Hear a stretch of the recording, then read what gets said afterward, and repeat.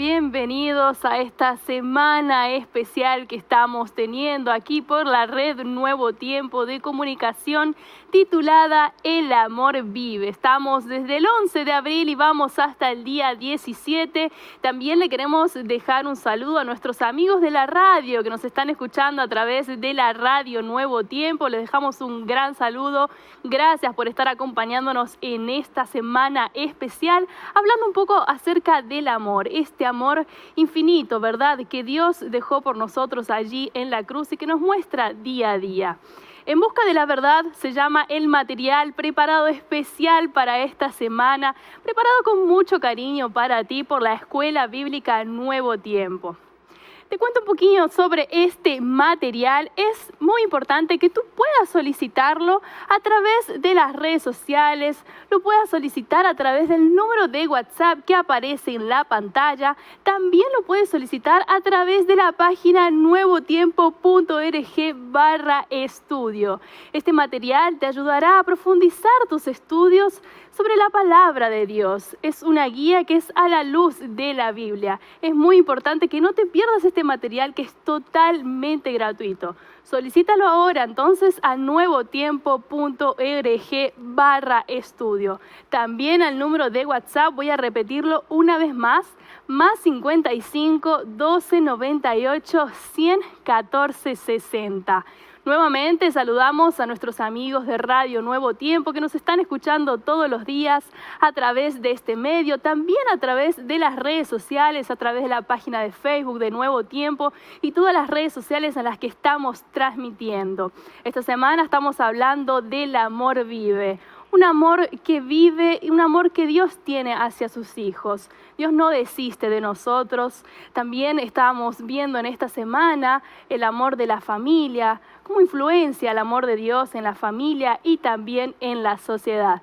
No te pierdas entonces esta guía de estudio que te ayudará a aprender un poco más sobre estos temas. Solicítalas a través del sitio web de nuevotiempo.org/estudio o a través del número de WhatsApp. Y ya le damos la bienvenida, como todas las noches, al pastor Joel Flores, quien es el encargado de contarnos un poco más acerca de este amor inigualable. ¿Cómo está, pastor? ¿Cómo estás, Bienvenido. Melanie? Muchas gracias. Ya estamos listos aquí para poder tener este quinto encuentro ya de esta semana Así especial. es.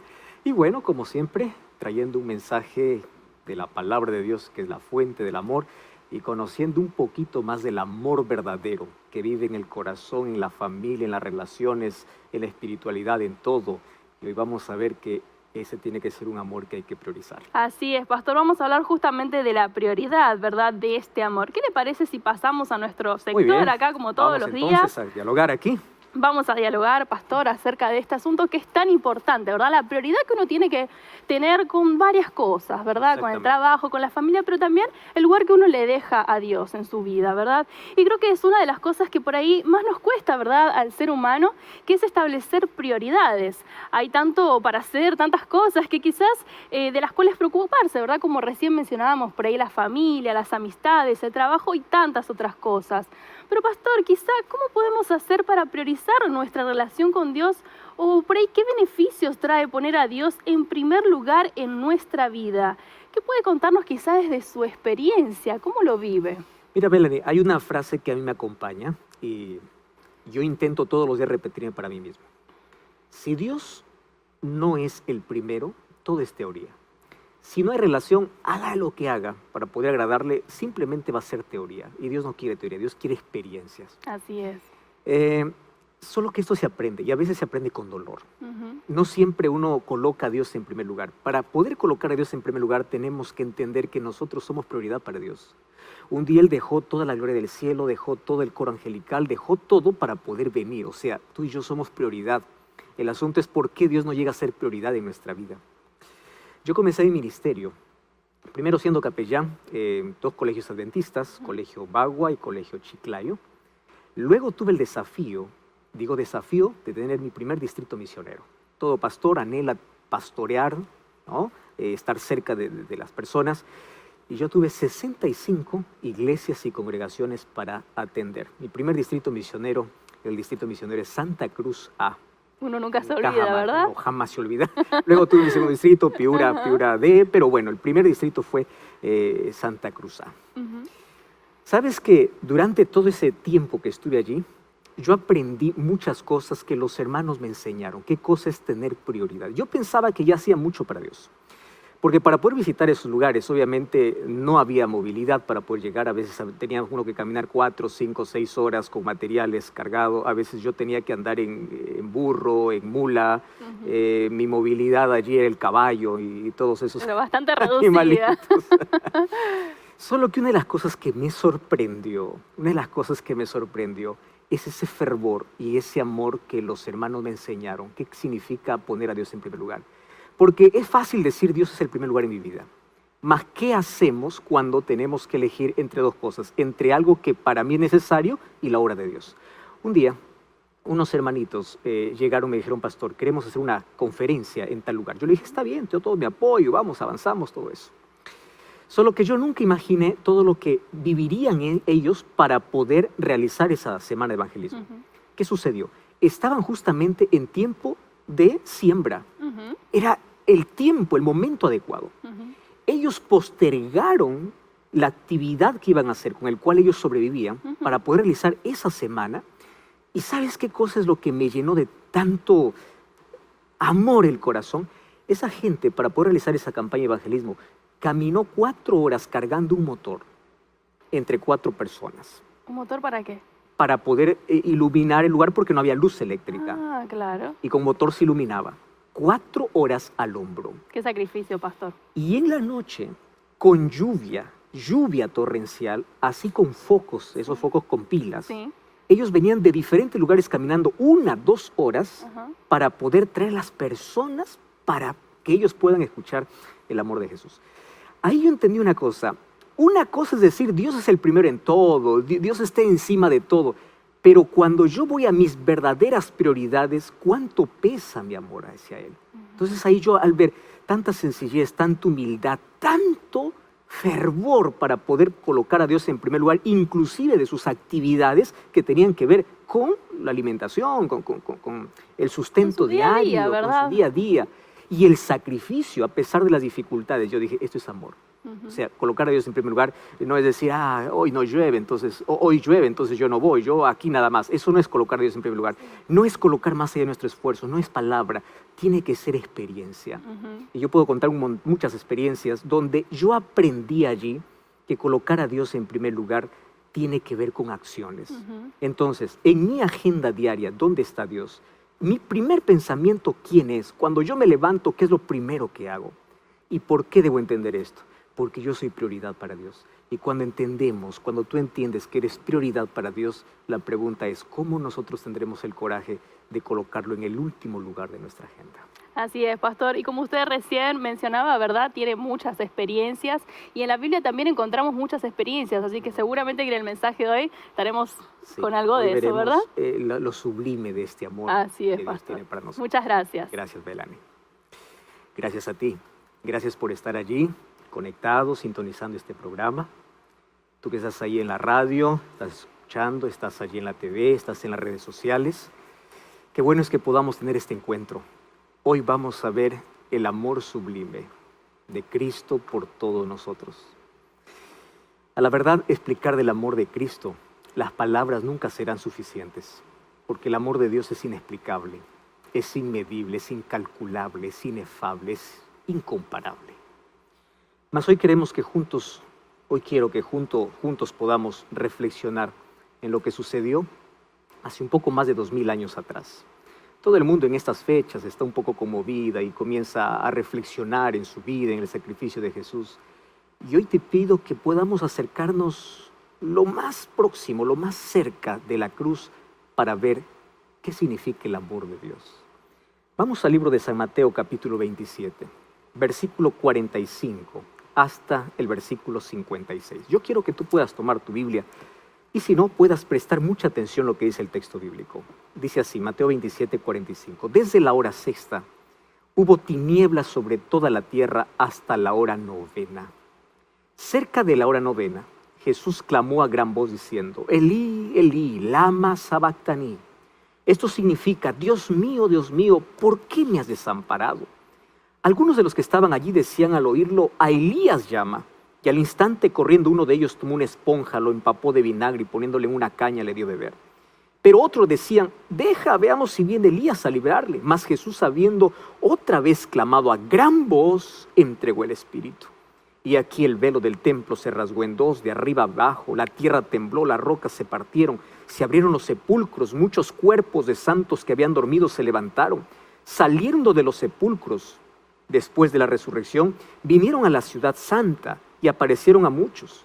El centurión y los que estaban con él, guardando a Jesús, visto el terremoto y las cosas que habían sido hechas, temieron en gran manera y dijeron, verdaderamente este era el Hijo de Dios. Y estaban allí muchas mujeres mirando de lejos, las cuales habían seguido a Jesús desde Galilea sirviéndole. Entre ellas estaba María Magdalena, María la madre de Jacobo y de José, y la madre de los hijos de Zebedeo. Tantos detalles hay en esta historia. Yo quiero que tú me puedas acompañar. Mira, al leer estos versículos, nuestra mente obviamente viaja en el tiempo y vamos hacia atrás para poder imaginar exactamente todo lo que sucedió allí. Al contemplar lo que sucedió ese día, es posible que nuestro corazón se emocione y comience a latir más rápido. Inclusive nos podamos volver más sensibles al dolor y a la desesperación. ¿Sabes que ver morir a alguien es una de las cosas más traumáticas de la vida? ¿Ya viviste eso en carne propia? Como pastor ya estuve muchas veces con personas que están dando su último suspiro. Ya vi morir a tantas personas. Algunos llenos de ansiedad, de miedo, otros gritando de dolor. Otros también descansaban en paz. ¡Qué tranquilidad! Pero sabes que en todos los casos es difícil aceptar el final de la vida. Y en el caso de Cristo, pues fíjate, Cristo no estaba enfermo. Él no se arriesgó a realizar actividades ilegales.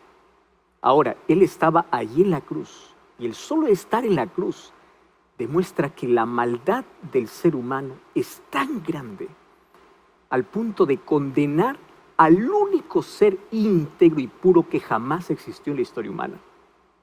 Y allí viene una pregunta. ¿Por qué es que la crucifixión que sucedió hace más de 2000 años es el hito más influyente en la religión, en la política, en la historia y en la filosofía? Lo que sucede es que en la cruz vemos al Todopoderoso, al Creador del cielo y de la tierra. ¿Cómo lo vemos? Sediento, herido, respirando con dificultad. Su apariencia está totalmente desfigurada. Entonces, ¿cómo podríamos hacer esto con el Creador del universo, con aquel que tanto nos ama? Digo, ¿cómo nos atreveríamos? Porque fue nuestro pecado que lo llevó a la cruz. Yo quiero que juntos podamos analizar aquí la narración de la cruz.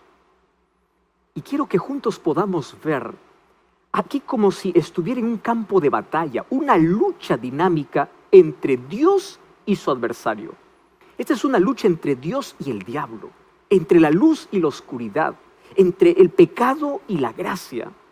Y para estudiar esto, pues necesitamos ampliar un poco el contexto y analizar los versículos anteriores al cual nosotros hemos leído. Nosotros tendríamos que leer en sí a partir del versículo 32 hasta el versículo 45, porque hay muchos detalles en Mateo capítulo 27, versículo 32 al 45, muchos detalles que nos van a ayudar a entender el contexto general. ¿Y qué cosa presenta en los versículos anteriores? Bueno, presenta el avance de la maldad, del pecado, de Satanás contra Cristo. Aparece Satanás dando golpes terribles que abren heridas a Cristo. Y Satanás es cruel. Sabes que Satanás usó todos los medios necesarios para debilitar a Cristo. Y básicamente encontramos aquí 4 tipos de intimidación que la cruz provocó en Jesús. Vamos a analizar esos 4 tipos, esos 4 golpes con el cual Satanás pensó derrotar a Cristo. La primera acción puede entenderse como un golpe emocional. Sabes que en el versículo 33 dice que Jesús fue llevado a un lugar llamado La Calavera. Algunos piensan que el nombre de esta montaña era así porque a la verdad la montaña parece a un cráneo de un esqueleto. Y es allí donde Jesús fue llevado. Ahora, quiero que entiendan lo primero. El Calvario era un lugar de terror. Allí se podían ver trozos de cuerpo en descomposición por todas partes, ya que los muertos que allí eran crucificados no eran enterrados. O sea, llegar allí era como entrar a un escenario de guerra. La destrucción se podía ver con los ojos, pero también con el dolor del alma. Nadie hacía turismo en ese lugar. Nadie iba a ese lugar de paseo. Al contrario, la gente evitaba estar cerca de ese lugar donde se aniquilaban a todos los delincuentes. Entonces, el lugar de la última batalla de la vida de Jesús fue una prisión de sentimientos. Satanás intentó golpear emocionalmente a Cristo. Porque literalmente Jesús fue llevado aquí al valle de terror, al valle de sombra y de muerte. Y con intensidad, el enemigo de Dios trató de destruir las emociones de nuestro Salvador. ¿Alguna vez te has visto afectado en alguna guerra mental? ¿Alguna vez tú has sufrido o sufres de ansiedad o crisis de pánico? ¿Alguna vez has sufrido o sufres de depresión? Quiero decirte una cosa. Jesús fue probado mucho más allá de nuestras capacidades emocionales. ¿Entiendes? Mucho más allá de todo lo que el ser humano puede soportar. Y Jesús resistió cada uno de estos golpes del diablo. Entonces, el primer golpe que Satanás intentó darle a Cristo para derrotarlo era un golpe emocional. La segunda acción de la maldad puede entenderse como un golpe físico. ¿Sabes que hoy es muy difícil terminar la distancia que Jesús caminó desde el pretorio de Pilato hasta el Calvario? Ahora, el problema no está en la cantidad de kilómetros que había que recorrer desde el pretorio al Calvario. El problema está en el estado de debilidad en el que se encontraba Jesús en ese momento. Lo más probable es que hubiera recibido, por ejemplo, más de 40 latigazos como castigo. ¿Sabes que el flagelo era el peor instrumento de tortura? ¿Por qué? Para poder flagelar o castigar a los delincuentes, tenían pedazos de hueso y plomo que estaban atados ahí a unas correas de cuero. Entonces aquel que levantaba el látigo, cuando caía sobre las espaldas, esos objetos penetraban profundamente en la carne, rasgaban el cuerpo. Hay datos incluso que muchos morían solamente con golpes. El vientre se abría y Jesús fue golpeado así, arrancando pedazos de su carne. Además de este castigo terrible, recuerda que Jesús también había sido golpeado en la cabeza con una caña.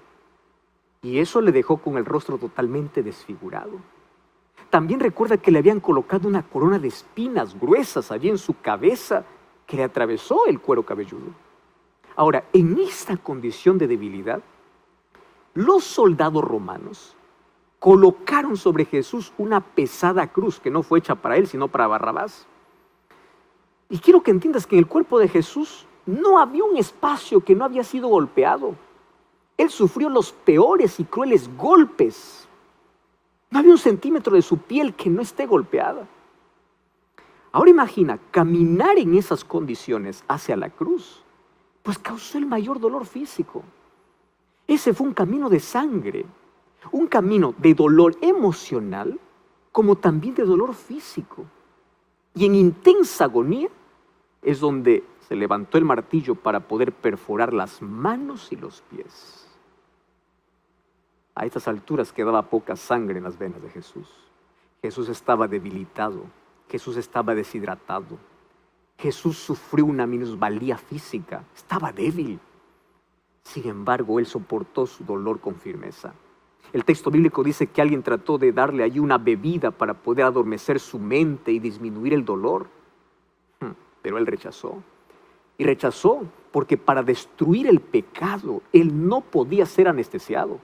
Él tuvo que sufrir con toda la intensidad posible de la angustia el pecado de toda la humanidad. Por eso es que nunca entenderemos el tamaño del dolor, pero tampoco entenderemos el tamaño del amor de Jesús. Nunca podremos entender. Pablo dijo por eso, ¿qué podrá separarnos del amor de Cristo? Romanos capítulo 8, versículo 39. Si Él ya nos demostró infinitamente cómo nos ama, ¿tú crees que nadie se preocupa por ti? Cambia tus pensamientos y mira la cruz. ¿Crees que nadie te ama? Mira la cruz. Tú eres el amor eterno de Dios. No mendigues amor. Solo tienes que corresponder al mayor amor. Ese amor que va a llenar tus vacíos, que va a curar tus heridas. Ese amor que no puede ser comparado ni siquiera con el amor de papá y el amor de mamá. Es ese amor infinito, ese amor ilimitado, ese amor incomprensible. En el nombre de Dios te digo que tu futuro fue escrito con sangre, por eso tu futuro es glorioso. Mas Satanás dio un tercer golpe, la tercera acción de maldad puede entenderse aquí como una amenaza política e ideológica. Ahora voy a explicarte mejor. ¿Sabes que cuando Poncio Pilato recibió a Jesús, lo juzgó y lo sentenció a muerte, la persecución a él pasó de la esfera religiosa de Israel a la esfera política del mayor imperio de la humanidad, que era en ese tiempo, pues, Roma. Ahora, en este momento, recuerda que los enemigos de Jesús todos se aliaron. Estaban judíos, estaban gentiles, estaban religiosos, estaban políticos. Y en ese momento, Cristo se convirtió en el enemigo número 1 del imperio romano. Este proyecto de persecución, pues puede entenderse como una alianza diabólica, una alianza del mal. Y obviamente que esta alianza del mal involucró las esferas política, económica y religiosa. ¿Sabes que Jesús llegó a ser visto como el mayor peligro para el estilo de vida del poder romano? La configuración de ese pacto se puede ver en la cruz, porque dice que se colocó una placa sobre la cabeza de Jesús. ¿Y qué cosa decía en la placa? Este es Jesús, el Rey de los judíos. Pero qué interesante, cuando vamos al Evangelio de Juan, Juan dice que esta frase fue escrita en 3 idiomas. ¿Cuáles fueron los idiomas? Fue escrita en hebreo, en griego y en latín. La pregunta es, ¿por qué en 3 idiomas? Bueno, te explico. El idioma hebreo era el que mejor expresaba el pensamiento religioso de aquellos días. El idioma griego era el que mejor expresaba el pensamiento económico de aquellos días, ya que fue el idioma que trascendió el imperio y las transacciones comerciales. Y la lengua latina, o el idioma latín, ¿por qué fue colocado allí? Bueno, porque era lo que mejor expresaba el pensamiento político y filosófico de aquellos días, ya que era la lengua de los romanos. Entonces aquí vemos los intereses políticos, religiosos y económicos. Todo esto se unió para poder derrotar, luchar contra Jesús y contra su reino. ¿Quién estaba detrás? Satanás. Ahora comprendes por qué Jesús, cuando estaba frente a Pilato, en Juan capítulo 18, versículo 36, Jesús le dice, mi reino no es de este mundo. Porque Jesús estaba colocando en oposición a esos sistemas corruptos que estaban dirigiendo detrás del escenario de pecado. Jesús era una amenaza para el estatus de poder. Él no vino a fundar un gobierno aquí. Su objetivo era mostrarnos un reino mayor y muy superior. Y como dice allí Hebreos capítulo 12, versículo 22, que nuestro destino es la ciudad del Dios viviente, es la Jerusalén celestial. Es decir, que fuiste hecho para ese reino, fuiste hecho para el cielo. Entonces tú no tienes que mirar solamente el aquí y el ahora, tú tienes que mirar el allí y el más allá. Porque es allí donde Dios quiere llevarte. Querido, no cambies, por favor, el reino de Dios. por el reino de este mundo, por este imperio lleno de mentira. Sin embargo, hay una cuarta acción. Esta cuarta acción se conoce como el cuarto golpe de Satanás.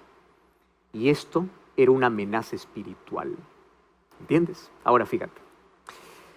La mayor tentación que Jesús sufrió en la cruz fue la burla de los líderes religiosos. Mira, los principales sacerdotes, los escribas, los ancianos, ellos estaban celebrando la muerte de Jesús en la cruz como si estuviesen gritando un gol en el final de un campeonato. Y allí en Mateo capítulo 27, versículo 42, el texto que leímos, dice que ellos se burlaban de Jesús y decía, Él salvó a otros y no puede salvarse a sí mismo. ¿Y qué cosa decían? Ahora, baja de esa cruz y creeremos en ti. Préstame atención aquí. Para ti y para mí, esto no es una tentación.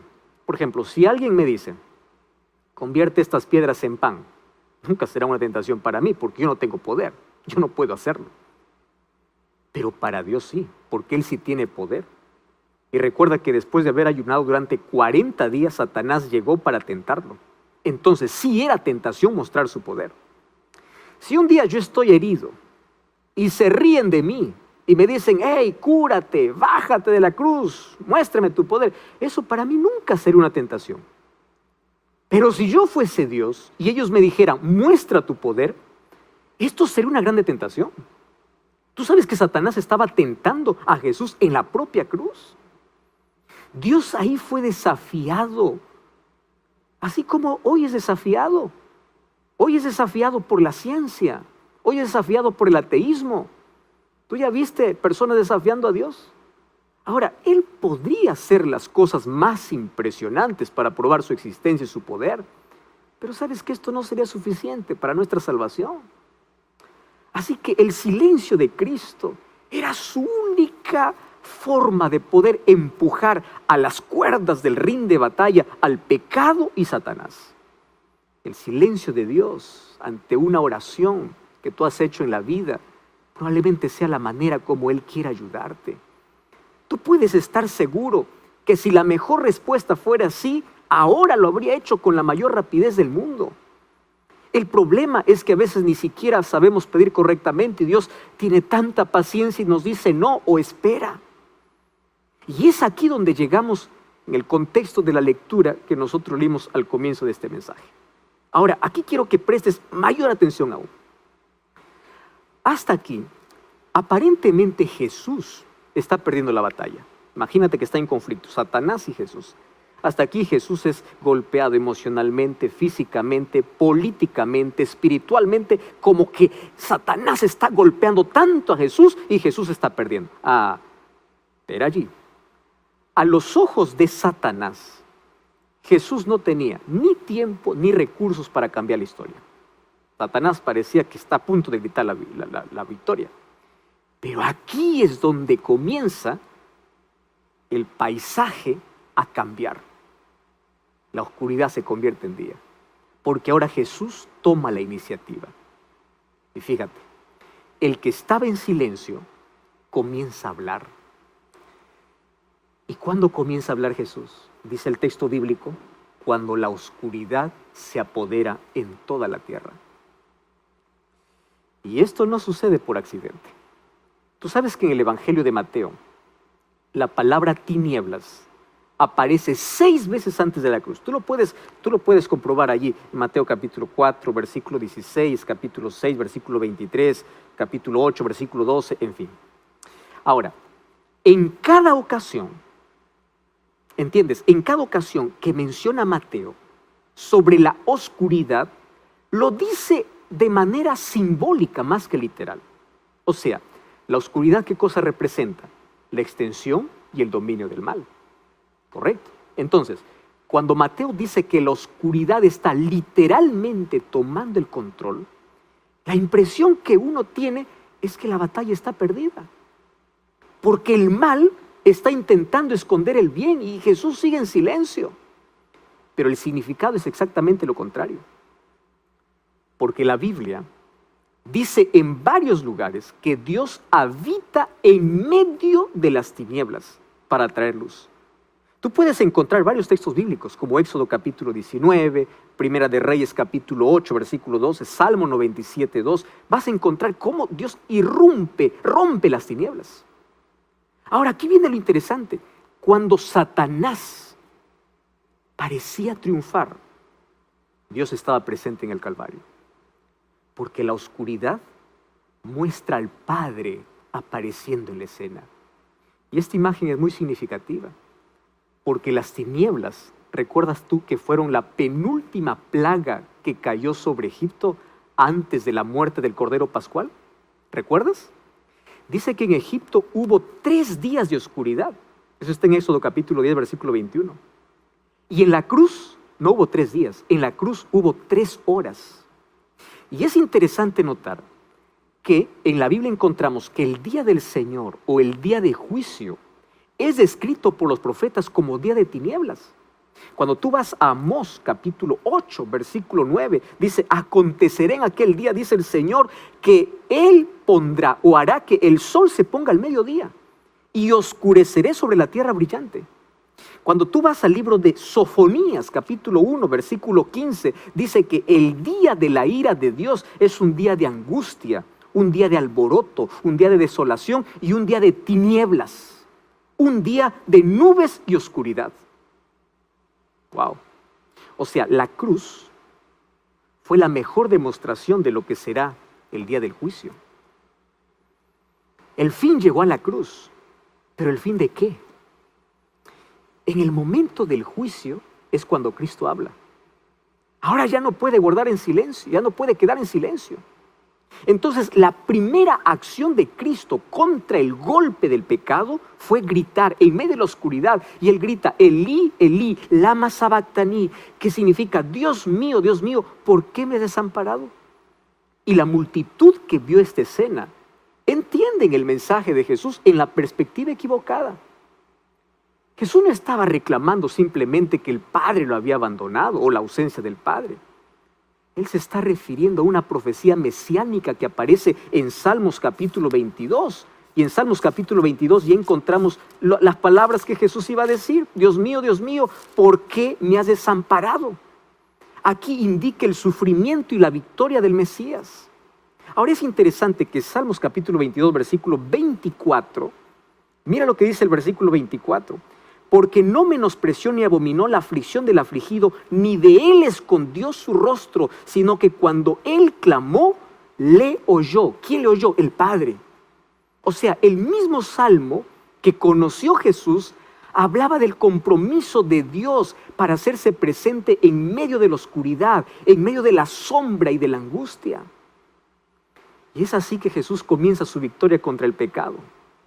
Primero deshaciendo la idea de que cualquier amenaza emocional podría vencer en la cruz. En esta guerra mental, Jesús usó las Escrituras como su referencia frente a los miedos, a las sombras, a la incertidumbre por el abandono del Padre. Yo quiero decirte que el mejor remedio para entender que el pecado no puede colocar sombras en tu mente es acudir a la luz de las Escrituras. Jesús siempre hacía esto. ¿Cuánto tiempo tú pasas con la palabra de Dios todos los días?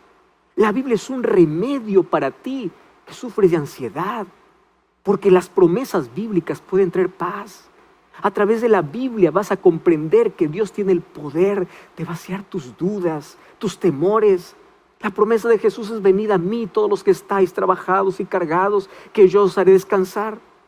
Ahora, Jesús derrotó entonces aquel dolor emocional confiando en las promesas del Padre. La segunda victoria que hace Jesús contra la maldad del pecado y contra Satanás es que Jesús vuelve a clamar a grande voz. Y esta expresión, grande voz, es una expresión muy común en Apocalipsis. En Apocalipsis, cuando Jesús aparece glorificado a Juan en la isla de Patmos, la primera experiencia que tiene en este encuentro, dice Juan, es escuchar una gran voz detrás de él. Eso dice Apocalipsis 1:10. Me llama la atención esa expresión, porque esta gran voz muestra que Él tiene el dominio sobre el futuro de la historia.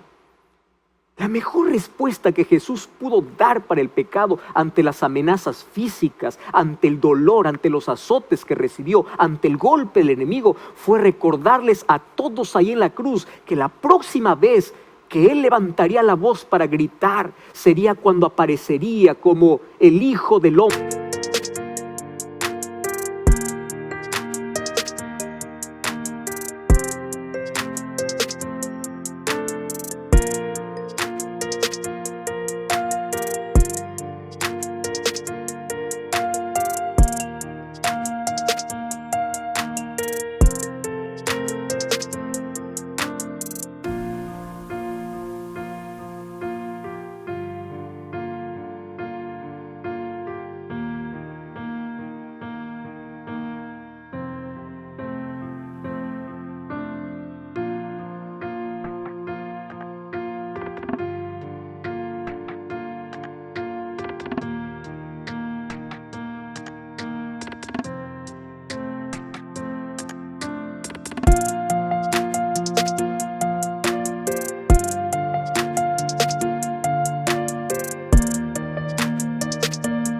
Hombre glorificado viniendo en las nubes de los cielos.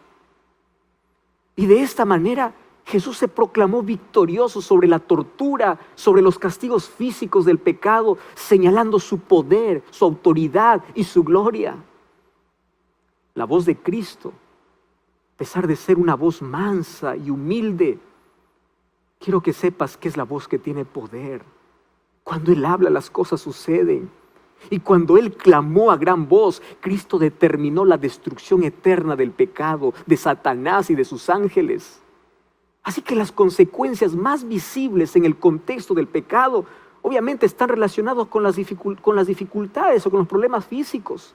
¿Qué cosa trajo el pecado? Envejecimiento, enfermedades, deformidades. Y todo esto lo cargó Jesús cuando estaba en la cruz. Pero Él levantó la voz para decir: yo tengo la autoridad. Y al vencer a la muerte, Él estaba abriendo la posibilidad de que un día nosotros también podríamos llegar a ser glorificados. Por eso es que el apóstol Pablo habló de esta maravillosa promesa cuando vas a 1 Corintios 15, 52, 53. Como me encanta esa promesa cuando dice: en un momento, en un abrir y un cerrar de ojos, sonará la última trompeta.